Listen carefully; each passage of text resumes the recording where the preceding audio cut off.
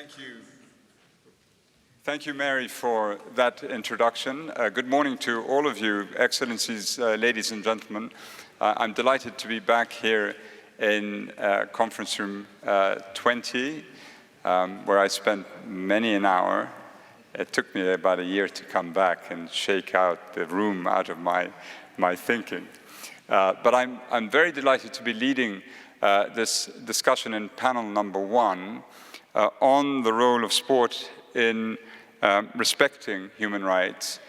And if you don't think about it sort of in a deeper sense, you might fall into thinking that this is a theme, a recurrent theme in the discussions that we have had over the last 4 years, or last few years, when in actual fact, we're going to do something slightly different, and I'll get to it in a moment.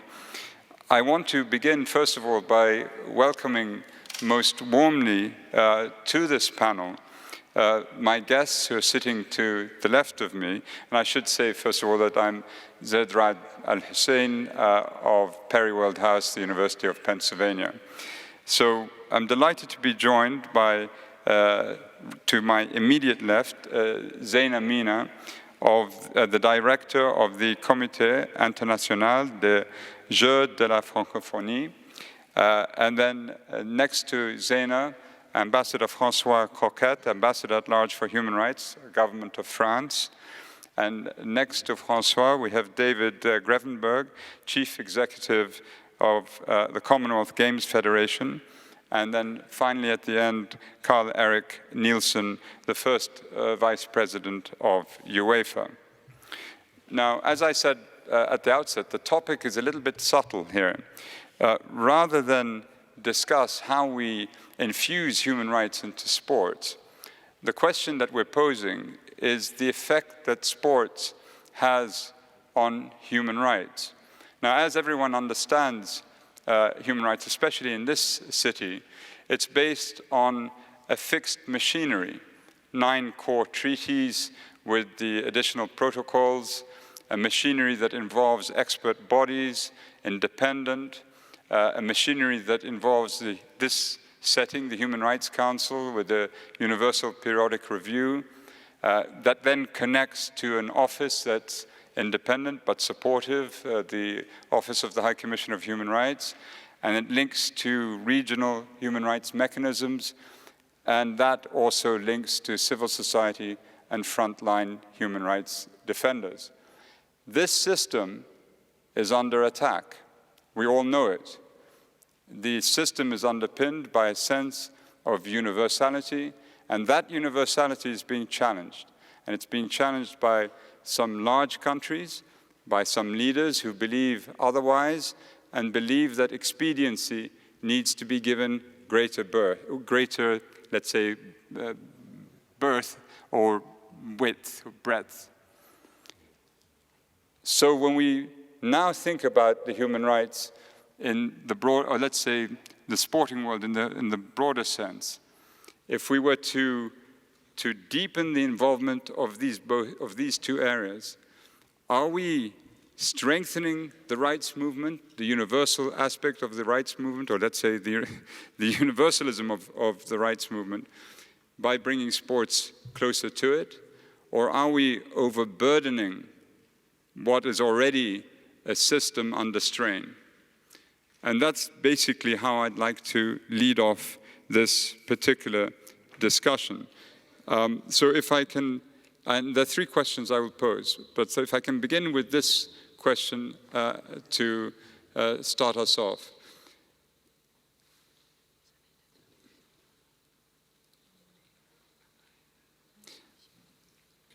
Okay, no, that's fine.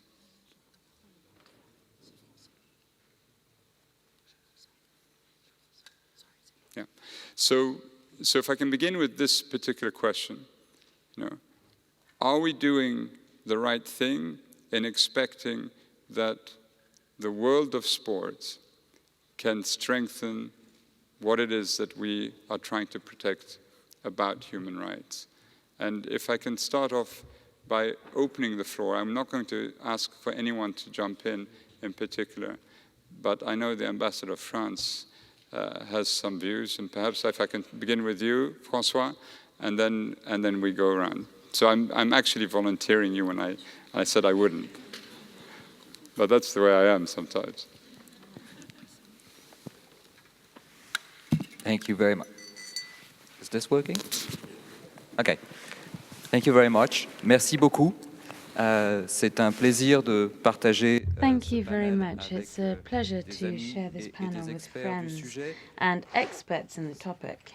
Et je suis heureux que la France et la francophonie puissent intervenir sur ce I'm happy that France and the Francophonie can take part in what we consider to be a diplomatic priority. Sport and diplomacy can work together. And I would like to start by answering the question which we've been asked by giving you the warmest welcome from the Paris 2024 Olympic Committee, because this is at the heart of Paris hosting the 2024 Olympics. We wanted human rights to be at the very core of these Olympic Games, specifically women's rights.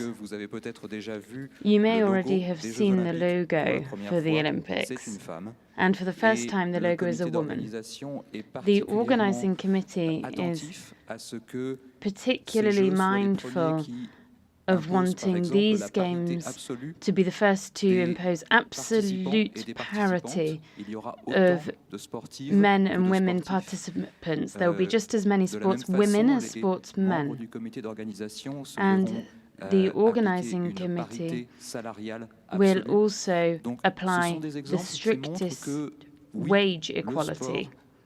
So this shows that sport can be a key factor in promoting human rights. I've spoken about women's rights. But we will also be aware of trade union rights. There's a social charter for inclusion. And we now have a partnership with LGBTI organizations. And thanks to all of this, I hope that we will make progress in human rights during the Olympic Games in Paris. And I hope that this ambition can be applied to other major sporting events, such as the Rugby World Cup in 2023 in France too, and other less publicized events, such as the Youth Games in Dakar. And we hope that we can all work together to make progress on human rights. François, by implication, what you're saying is that in countries that are taking an approach to human rights, which accords by and large with the way that the human rights community likes to view the issue, we can see an advance or a pushing of the envelope. Can I turn to David and to Zeina, who are involved with many countries in different parts of the world where there could be challenges, and very much along the lines that you were suggesting are not the case, or you're not experiencing, or you won't experience in the hosting of the Games in Paris. So if I could turn to perhaps Zeina and David to reflect on their particular areas and experiences when it comes to sport and the countries that they are working with.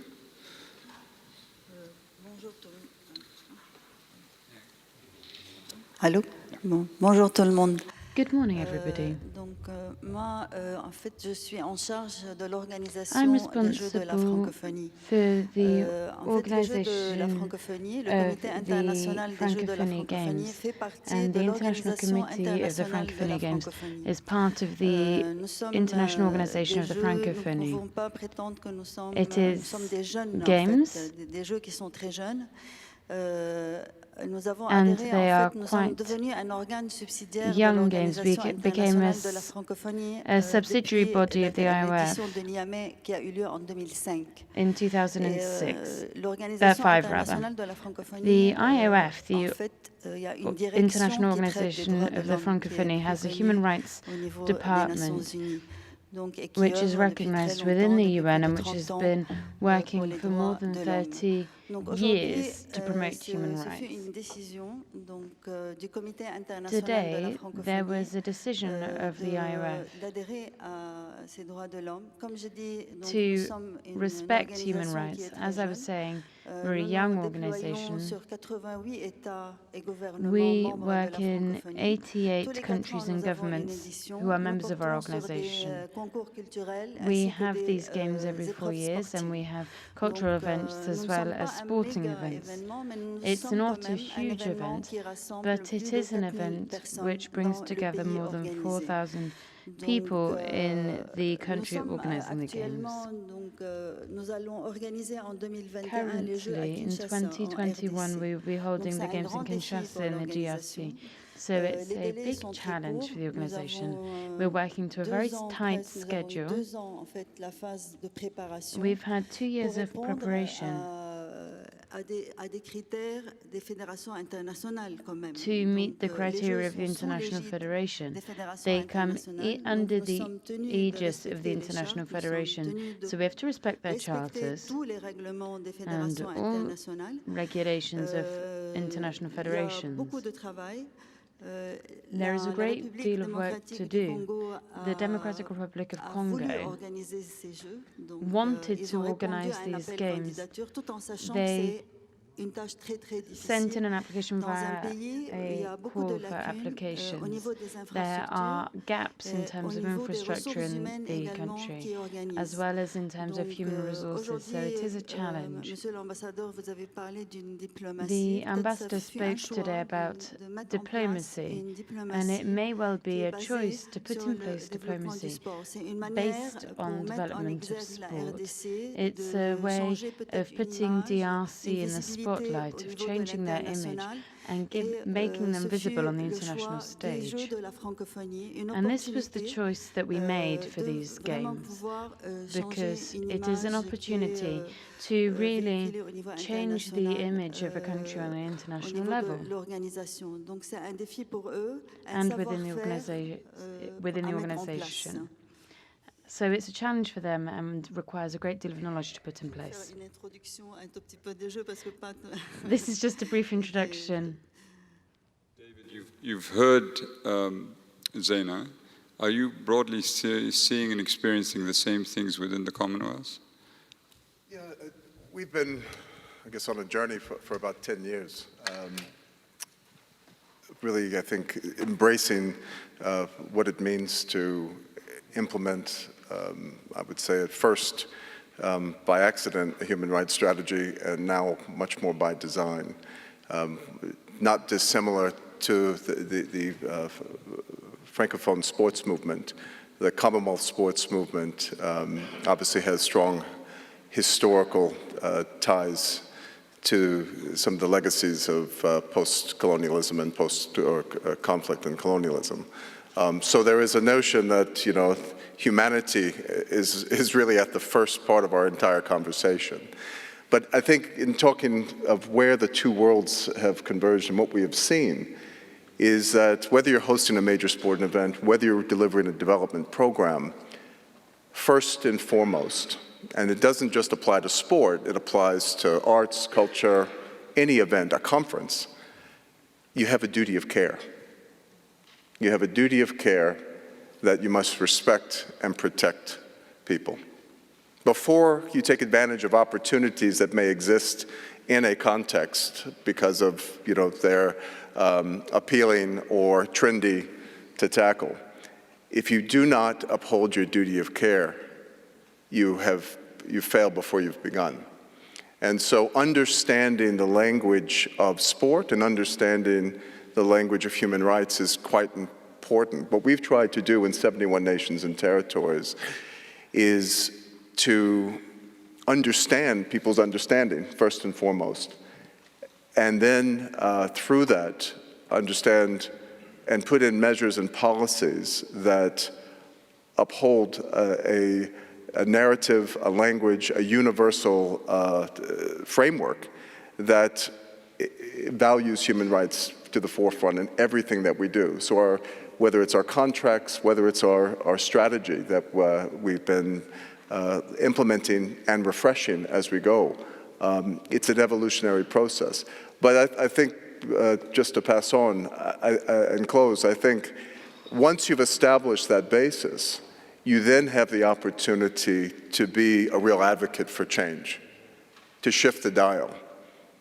And this is what the power of sport really has, is once you uphold your duty of care and you've created a harm-free, safe environment, you have an amazing catalyst to promote and empower people in different contexts. I'm going to come back to you on this.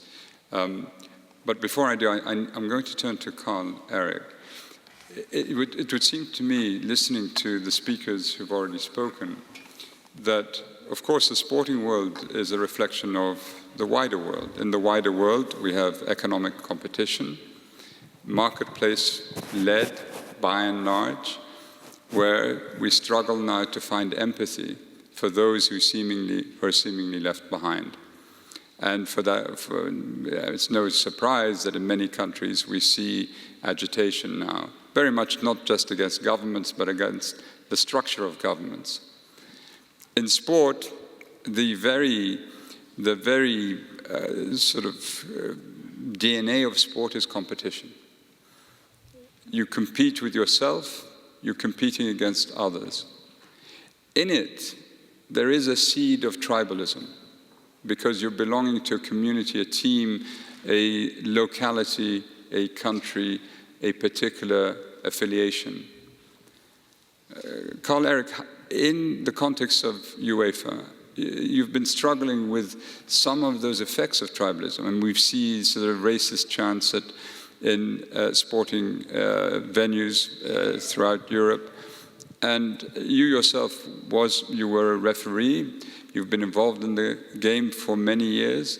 How do we maintain the competition but inject greater and deeper empathy for human beings? First of all, I think this is on, yeah.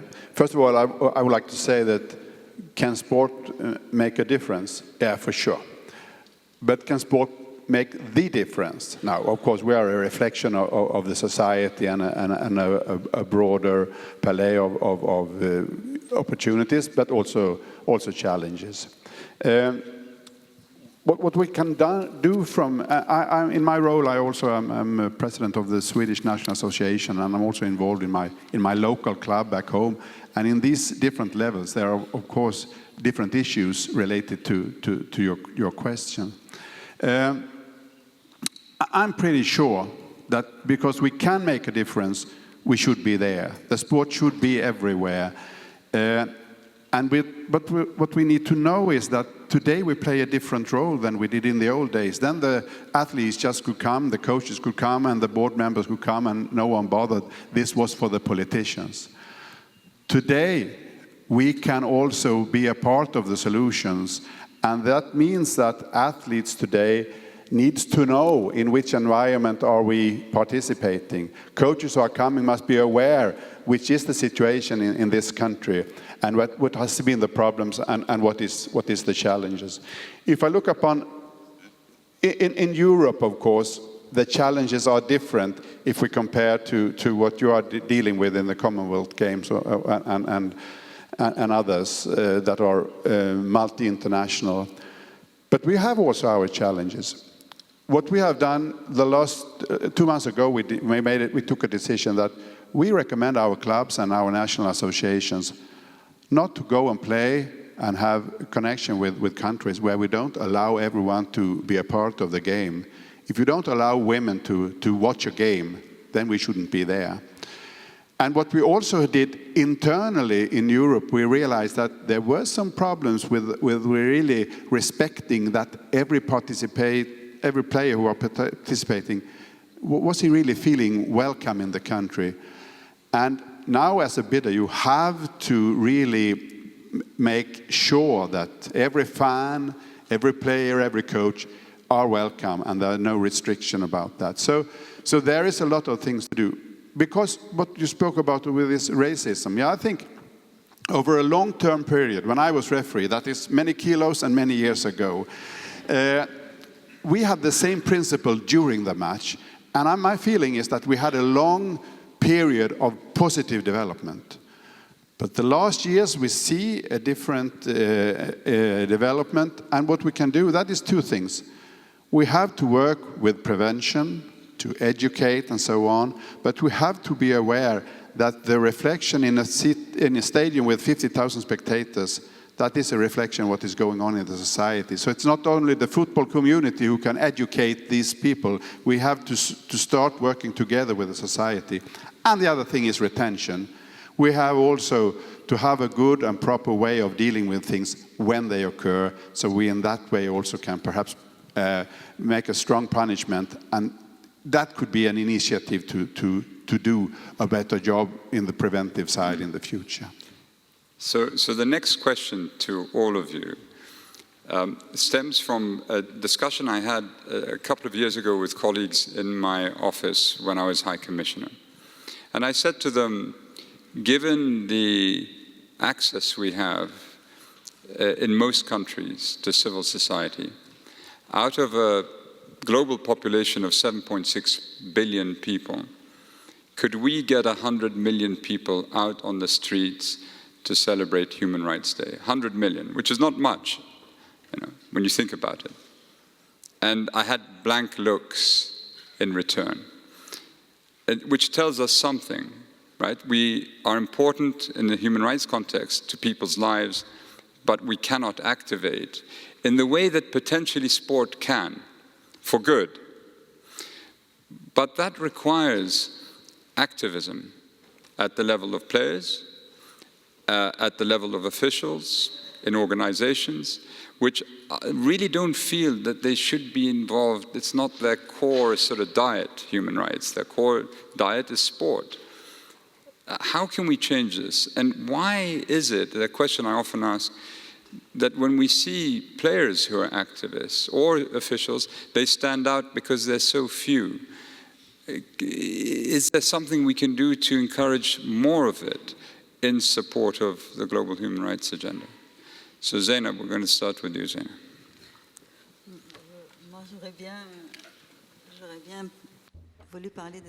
Thank you. I'd also like to talk about the impact, and that comes back to the fact that all these subjects are linked around sport, because today sports are professions, and we've got performance, we've got sport for all, we've got the impact on society and on health. So what does sport bring?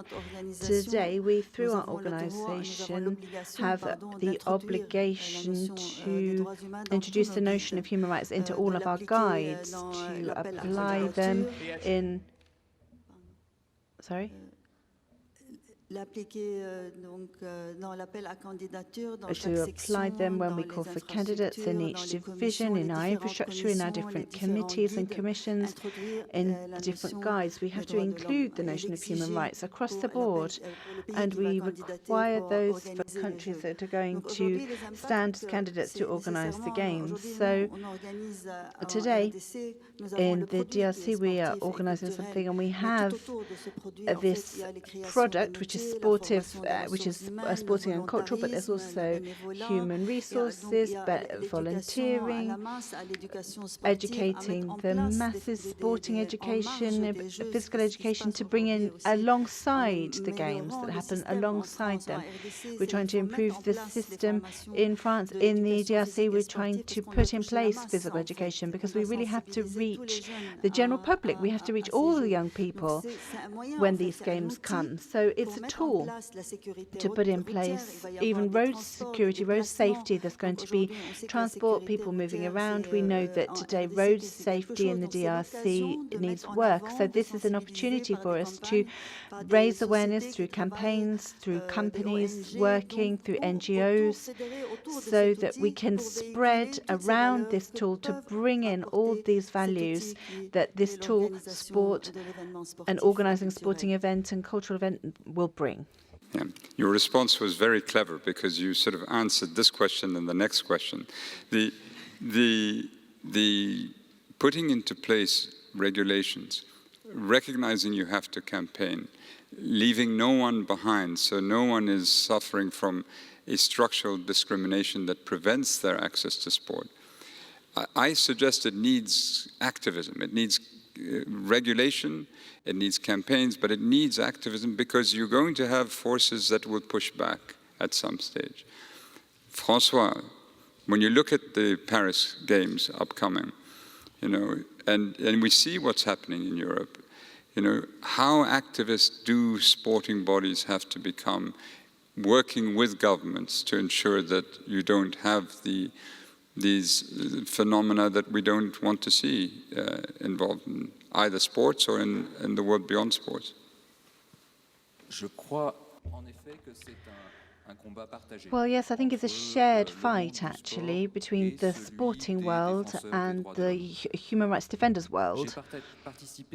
I participated in a project some years ago in Senegal, which involved creating a football school for young players, young champions, and our idea was to support this project, and in so doing, through ODA from France and other countries, was to use sport as a mechanism, as a way of saying to young people who dream legitimately of becoming footballing champions and of becoming star footballers. It's a way of saying to them, we're going to help you, you can do it, you can get there, but in order to be sure that you can get there, you also need to go to school, you also need to have your education. And this was a message that everyone's giving, UNICEF, the big international organizations, even in a country like Senegal, where the school enrollment rate is fairly high, we do see that nonetheless we still can't get out to certain categories of the population. When this message comes from George Weah or Patrick Weah or Zinedine Zidane, then yes, you can reach those young people. And they, in this school, then now is training footballers who are playing for Paris Saint-Germain and some of the big European clubs. So I think these values can reach all swathes of the population. Sport can really be a spark, it can really light fires up under people. So the second question that I wanted to touch on is this combat against homophobia in sport. We've talked about racist incidents, and we know that in football stadia there are racist chants, but there are also homophobic chants as well. There's a French footballer who came out recently called Vigues Torresol, and he denounced these chants, these practices, and has been doing for some years now. It took sports stars like him to raise the alarm and to really speak out, so that governments and the Minister for Sport, Roxana Anou, to hear the chants for themselves and to say that, look, I'm not going to accept this. And these sporting bodies, the French Football League and UEFA and FIFA as well, they issued a circular in June to decide to launch a campaign together in all stadia in France, and I think elsewhere it's been rolled out as well, to say, look, if we hear homophobic chanting, then the match stops. At the beginning of the season in France, there were 7 matches which were stopped. So in just a short period of time, just in a few days, and the debate began. It's not over. It involves supporters, it involves the fans, it involves the footballers, it involves social networks. It's a complicated debate, but I think that together with this drive from the stars, the footballers, the players themselves, I think we'll win the fight. So I mean, you made a critical point here, that, and this is why I think I'm trying to frame this discussion in this way, that when you have a particular player who's the subject of a form of abuse, speaking out courageously, and then the system is doing what it can to back the player, are other players, though, tweeting that tweet? In other teams, in other countries, do you find that there's sort of an expanding zone of courage? Because many of them have a reach that many UN bureaucrats, like I used to be, wouldn't have. And it's whether you have a multiplier effect, whether one who's particularly prone to activism puts out a message, and then you find 300 others join and fight. But we don't really see that, right? It's the sort of officials that are expected to do it. Why do you think this is, David? You were a former wrestler. you have the answer to this particular question. Something I wrestle with probably more now than ever. I think the boat has left the port on this. And what I mean by that is, if we look back to Tommy Smith in 1968, standing up for, obviously, black power and civil rights, on his badge that he passed out in the Olympic Stadium was the Olympic Human Rights Project. So this has been something that has been going on for a long time, and that's one of the most iconic moments that we recognize. If I look at our Commonwealth, and so I think if we look at the very notion of why we are in existence, it's for freedom and fairness. The Commonwealth is in existence now because of freedom and fairness, a fight for freedom and fairness. The independence of 43 states, and still some that are connected to their post-colonial history more than others.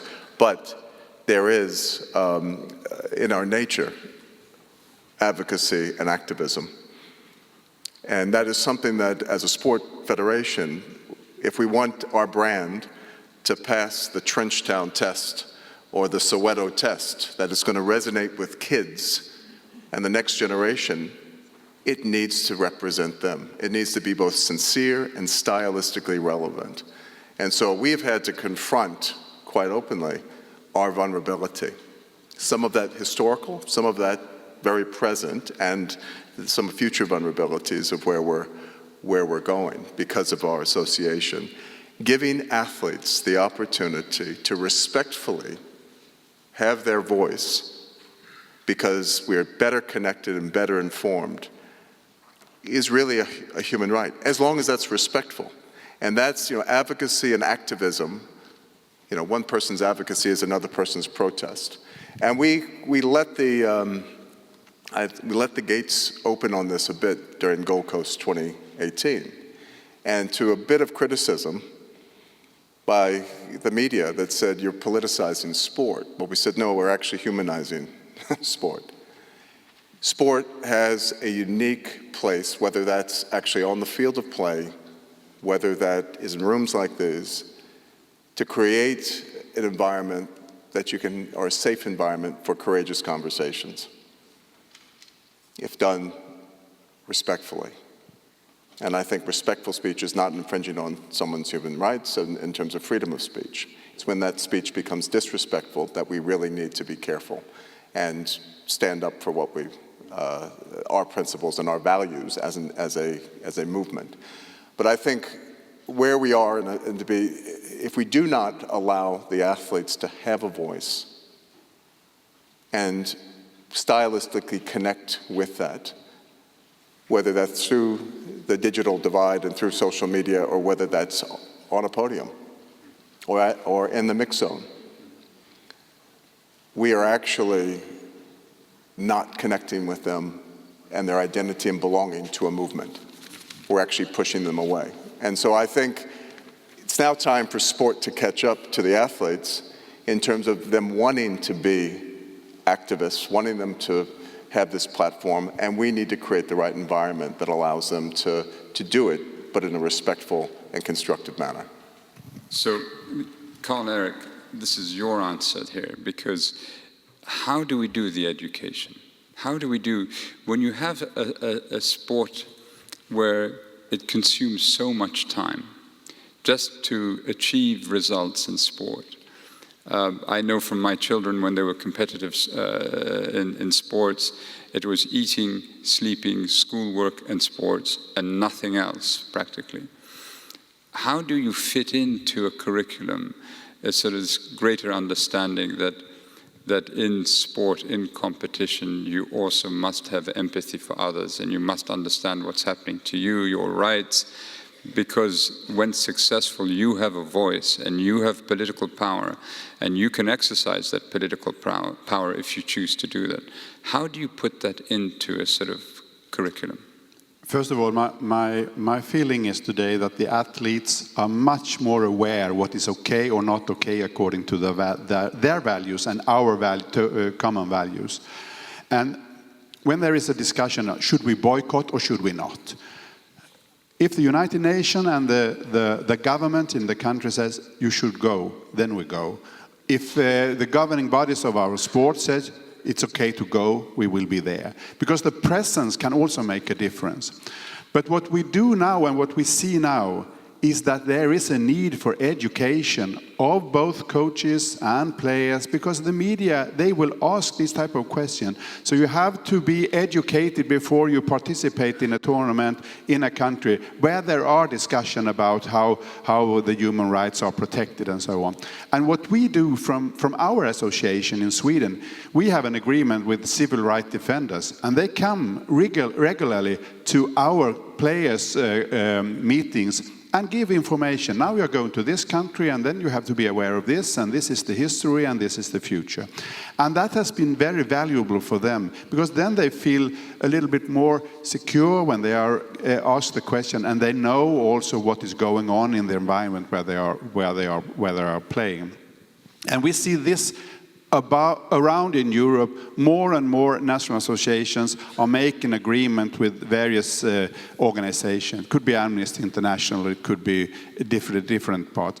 And from the UEFA perspective, when it's come to bidding for tournaments, we have also an agreement with the Center for Sport and Human Rights here that we recommend them to take a contact with the center so that you are in line with our expectations in your bid related to human rights issues. So I think there is a much bigger awareness today and a much more interest from the coaches and the players. They want to know, because they are a part of this discussion. And one fantastic thing, I think, we were happy to qualify for the Euro 2020, and we launched a week ago, not we, but the company launched the shirt for the Euro 2020. And every player has signed how they should behave and their relation to human rights.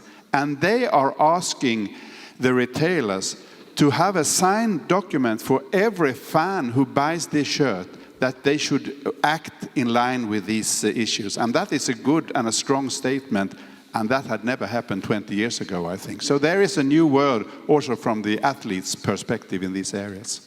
Okay. The last question, and I'm going to start this from a philosophical point of view, so I think François, being French, would appreciate it. Not to stereotype the French, but Isaiah Berlin in 1994 wrote a very profound essay about the crimes committed in the search for utopia, basically reflecting on the major ideological struggles of the 20th century. And when you look at sports, there's always a prize.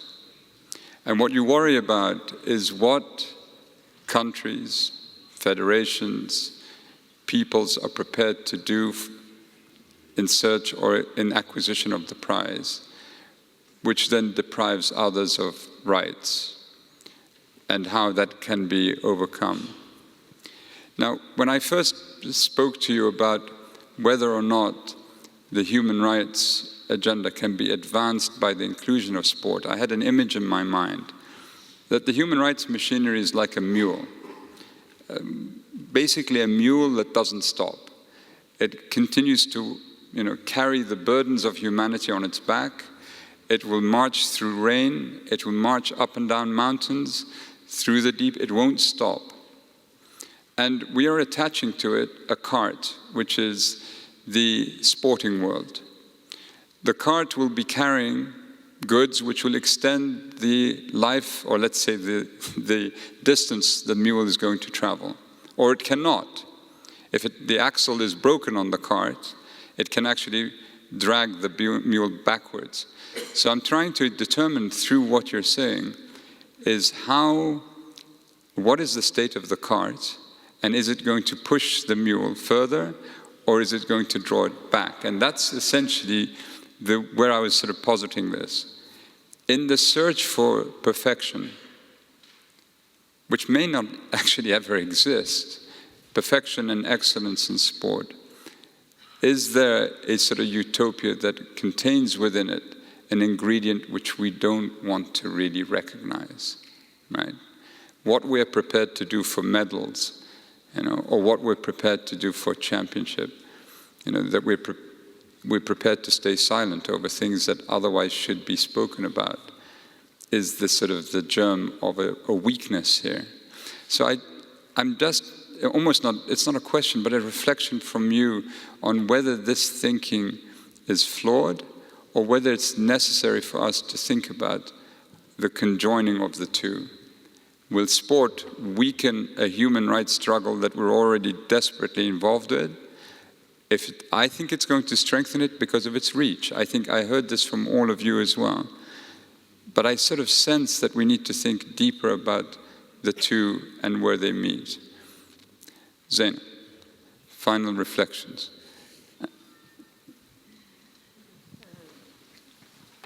Aujourd'hui, j'ai du mal avec le micro.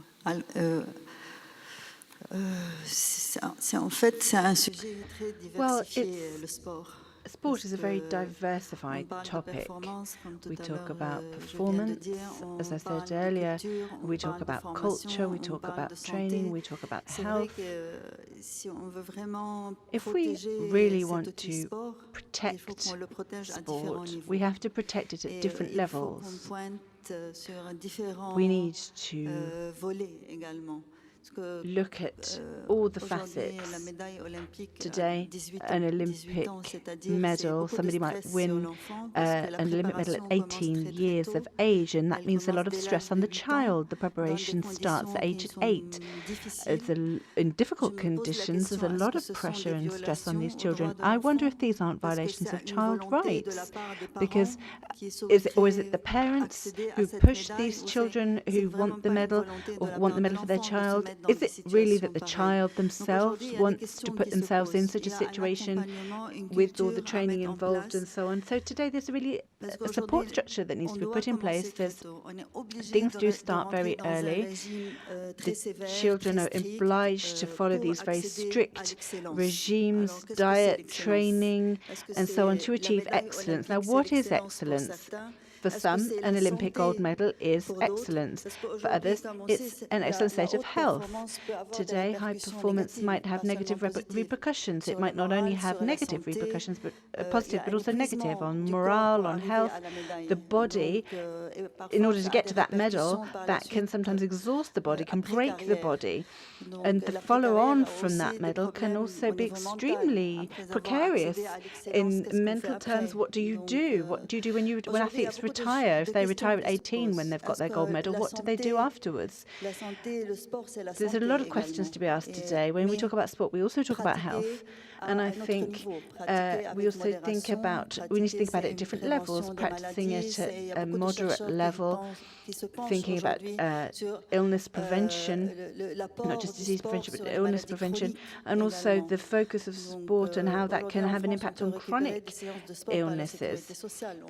We can, the Social Security in France can also prescribe and can refund sporting sessions. And today we're on a panel which is opening doors to reflection and to thinking about these issues. We can protect children in events by putting rules in place, by regulating, by informing people of these problems and really bringing them to light. But I then think it's up to the entire community and the public in general to bring these in and to work together for human rights. That was an excellent response. François? Moi, je crois aussi... I also, well, we've had this conversation since the beginning, really. I think we can bring the mule and the cart forward together. I think they can advance together. And I don't think the cart is necessarily a supplementary burden, an extra weight. I think, in fact, it could be a driving force. We have to be vigilant, that's true. And this is kind of the image here. I mean, sport can be used by powers, by people who are not human rights defenders, far from it. And the debate may arise, well, it does arise every time a large sporting event is organized in a country which is far from exemplary in human rights terms. It came up with the organization of the World Cup in Russia, for example. I was part of the boycott until France won the World Cup, and then I changed my mind. Joking aside, you know, we were quite isolated in that boycott, and I think we have to find other ways to benefit from these events and to make sure that human rights are put out there. And I think the same issue came up for the next World Cup in Qatar. So while we can undertake dialogue, while we can make sure that the country authorities make specific human rights commitments, for example, by respecting the rights of workers, building the stadiums, then in so doing, we can bring the mule and the cart forward together. We have to learn to say no as well. I saw just a couple of days ago that we've announced the next Paris-Dakar race in Saudi Arabia, violating all the commitments that we've made on the human rights front. So I think we have to say no. We have to be able to say no if the relevant obligations are not being met by these states. Now, and also for Paris 2024, I'd end where I began. Proof of our will to see these things happen will be in our respect for human rights before, during and after these events. And I really do hope that we will be up to it, and up to this challenge. And I do hope that these Olympic Games and the Paralympic Games will be a way of the mule and cart advancing together. Thank you, François. Another excellent response. David? Pressure on you. Don't let the side down. Thank you. I think it depends on what we want sport to ultimately do. And I think we've all subscribed to the belief that sport is a great legitimizer, that sport is no question inspirational, that can impact. I don't know how many times I've seen the Mandela quote used about the power of sport. Thank goodness South Africa is part of the Commonwealth. It is no question admired and a force for inspiration and hope. And I think sport governing bodies in particular are faced now with not just promoting values, but actually delivering impact. We're better connected, better informed than ever before, and we are having, and not being just forced to, but by necessity for our own relevance and resonance, need to legitimately deliver and not harm people in the first instance and push the dial in the second instance.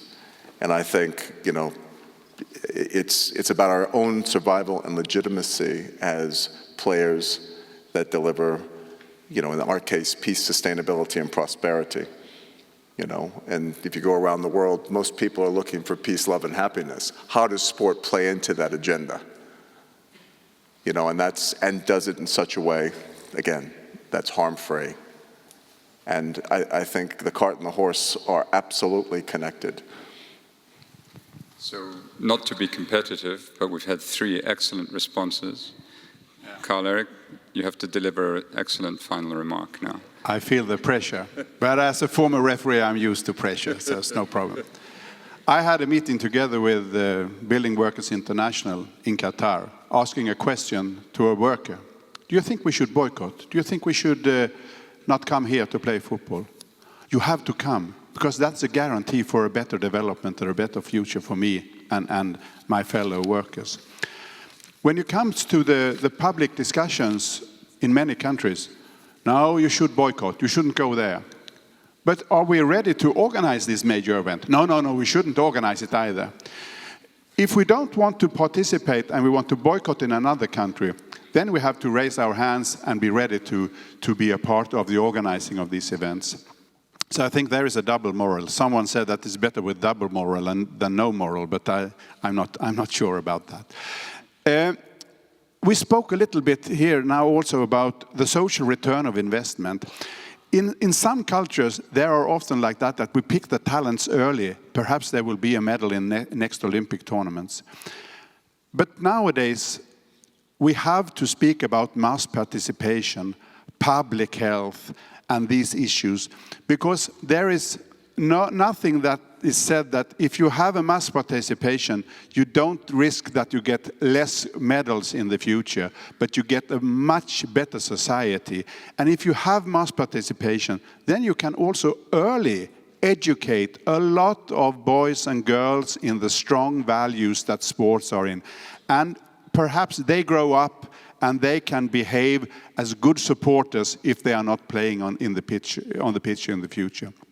Sports today has to realize that sport and football is so much more than football.